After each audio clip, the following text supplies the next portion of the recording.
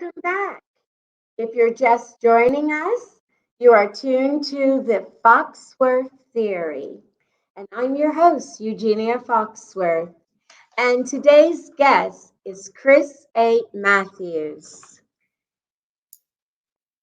Now, Chris, let us continue this very interesting conversation that I know people are hanging on to because I know with the pandemic, lots of people need you at this moment. So now, thinking about the intersectional nature of relationships, what are some concerns for married couples or partners, trans, same sex, non binary, heterosexual, and others? Did I miss anything? Believe you got them all. Good. And one of the most important concerns right now, distractions. We are getting so distracted on social media and with all the responsibilities, our kids, our work, our jobs, that we're forgetting about our partner. So distractions are huge right now. I want those that are listening to ask yourself a question. When's the last time you planned isolated time with your partner? When's the last time that you established a routine and rituals where you were able to connect with your loved one?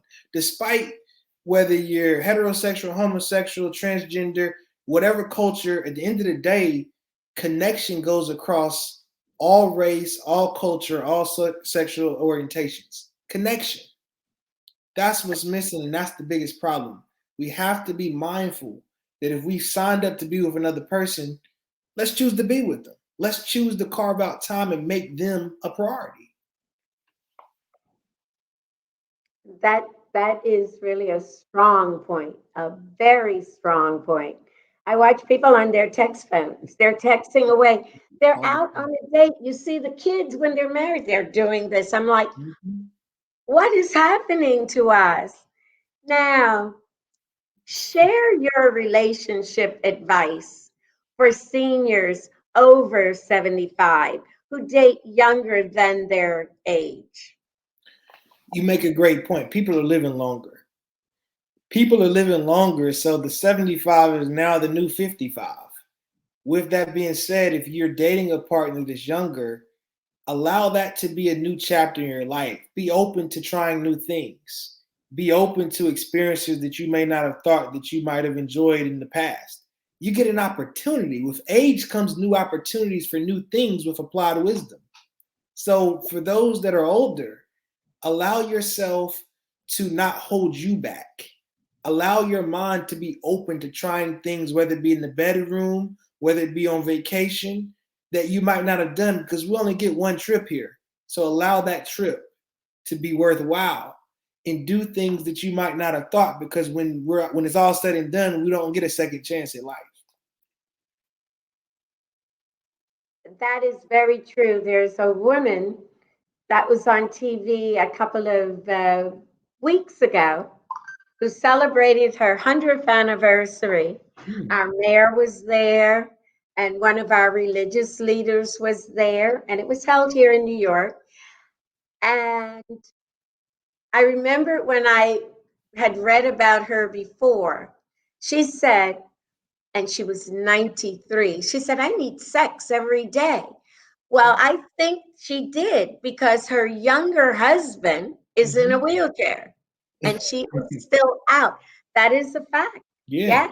Her last name is Abrams and her first name begins Mhm. with an L. I can't think of it, but it's public, so I can say it. Yeah. So what you're saying is look at her.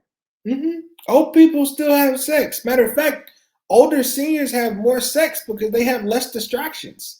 I'll Right. get couples that come in that are on their second or third marriages or they're older in nature, and we talk about sex. We talk about how the changes to the body don't have to take away the opportunity to be intimate with your partner and debunking some of the myth or the shame around medication that may help seniors engage in more plentiful sexual experiences.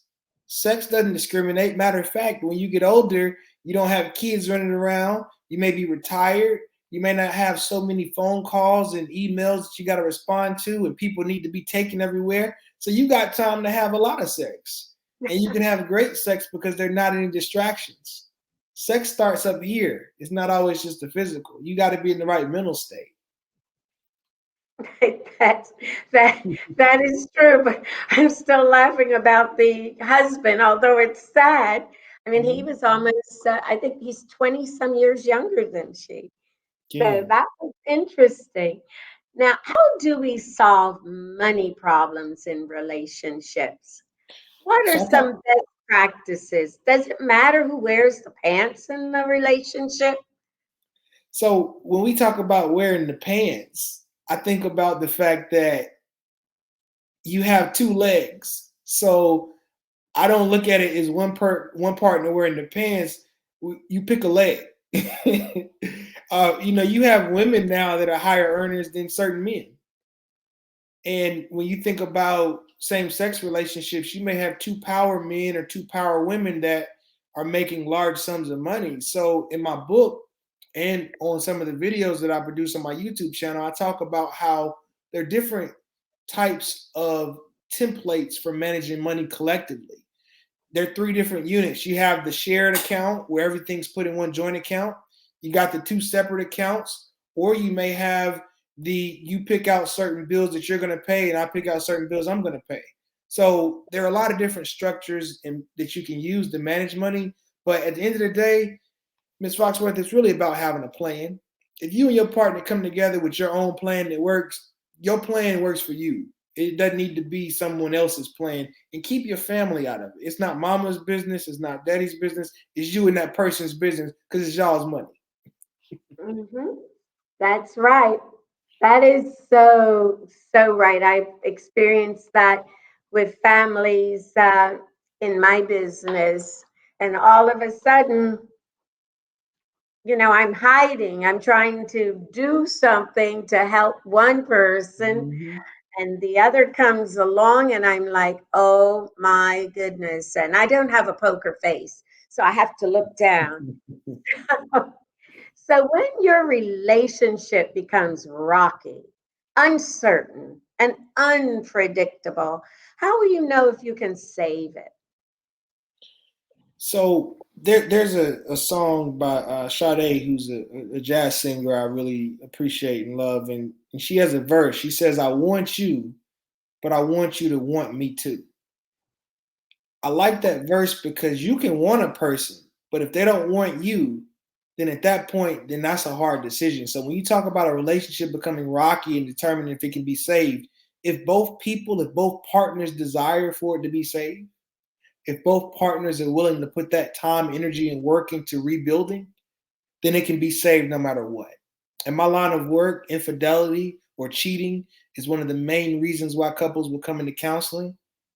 And if both partners are willing to do that hard work, they can save it.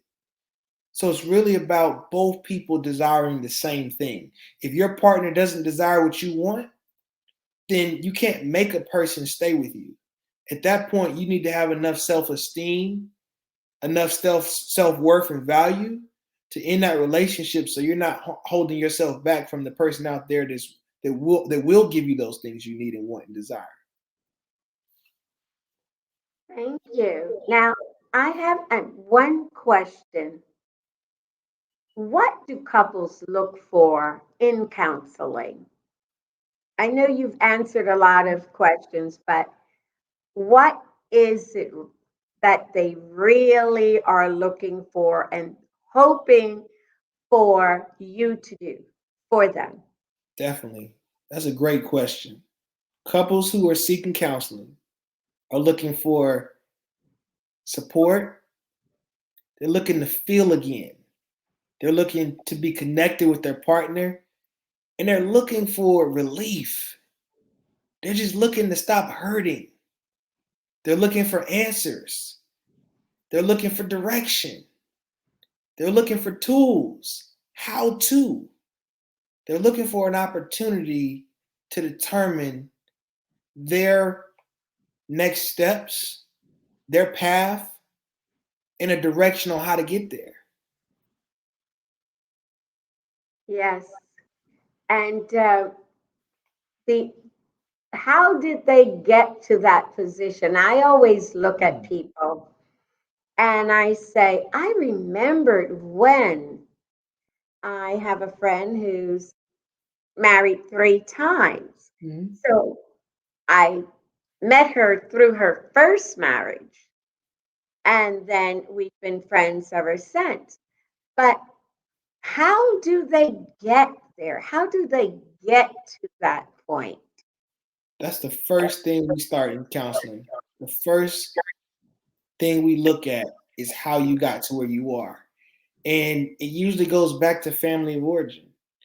When you're born, you don't come onto this planet with a template or a blueprint already sketched inside of you.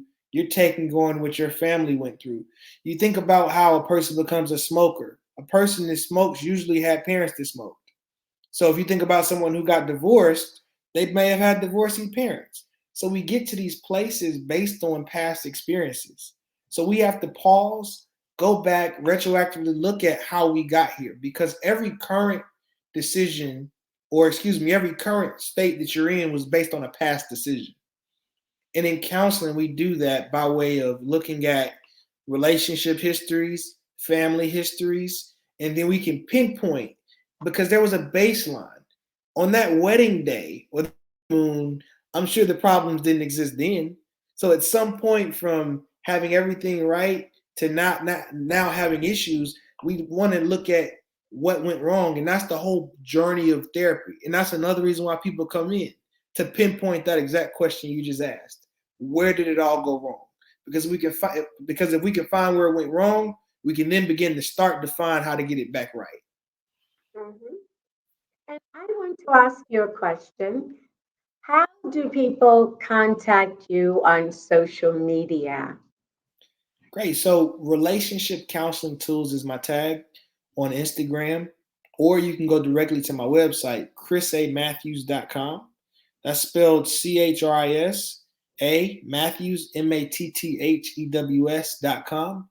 And once again, relationship counseling tools on Facebook, Instagram, or the private website, chrisamatthews.com are going to be the best ways to get a hold of me. You can also go to YouTube, relationship counseling tools, as well as the tag on YouTube. Now, you mentioned your books. Could you just say the name of your books again? You did Yeah. not before. Yes. So, Finding Your Relationship Fix, the 4 reasons why couples seek counseling, is the predominant book that I've written. Now, off of that book, I have several workbooks. You can go to Amazon and type in Finding Your Relationship Fix. You'll be able to see all the products that I offer, the 4 workbooks, and the book, and then 6 tips for finding your relationship fix as well. You can type those into Google, or you can go to the private website, Chris A. Matthews, and click the products tab and see those too. Thank you so much.